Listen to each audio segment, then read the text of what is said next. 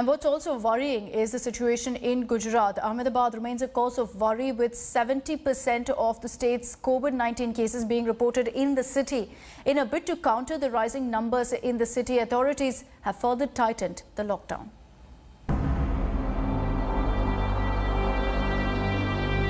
Gujarat's largest city, its economic hub, under a total shutdown for a week till May 15th.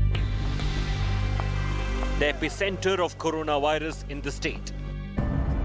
Ahmedabad accounts for more than 70% of Gujarat's overall caseload. As the number of new cases and deaths soared, authorities have tightened the lockdown in Ahmedabad.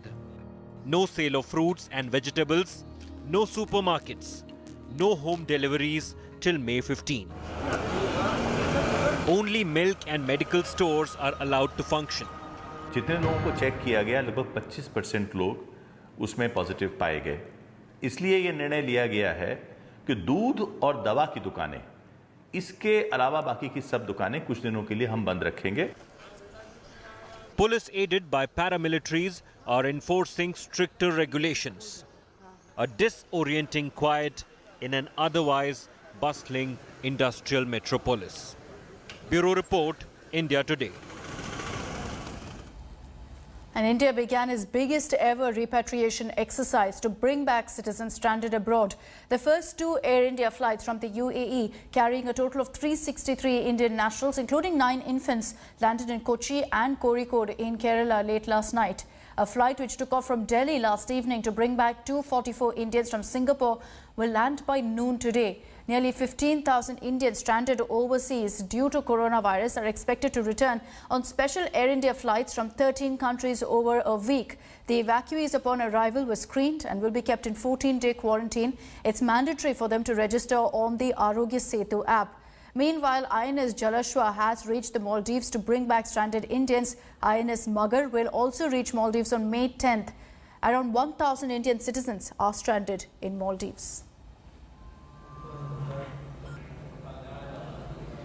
Gopi Krishnan Unitan is joining us live from Thiruvananthapuram with more details on this. So Gopi, already you've got 2 flights that have landed in Kerala last night. A lot more stranded citizens will be making their way back to Kerala in the coming days as well. Just tell us, what are the kind of preparations that have been made by the Kerala government? Because every single person who comes from these countries will have to first be quarantined. Well, of course, Akshita, Kerala has actually made elaborate arrangements on the ground, is what we could see since yesterday.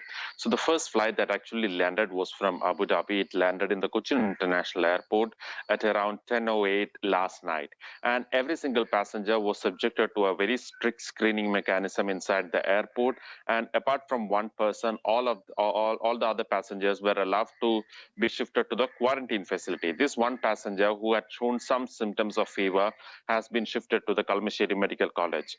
Now, even talking about this quarantine facility, the government has given an option for the elderly and the pregnant people to go to their homes and sit under home quarantine if there are adequate facilities in their homes. For those people who are not having adequate facilities and who are not coming under this category of pregnant or elderly people, they will have to undergo this mandatory quarantine of 14 days. They will be taken to the quarantine facility. They will have to stay there for the initial 7 days.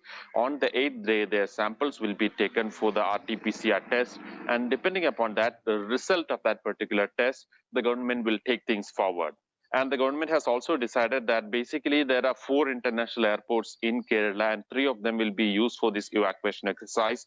And people who are reaching in these airports will be shifted to their home district and will be quarantined in a quarantine facility in that particular district. So that the government is trying to ensure that the quarantine facilities in the major cities like Thiruvananthapuram, Kochi and Kozhikode, where these flights are landing, are not completely exhausted only because of this exercise.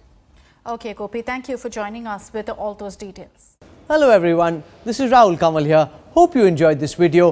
For the latest news and analysis, like and subscribe the India Today YouTube channel, and don't forget to press the bell icon to stay updated.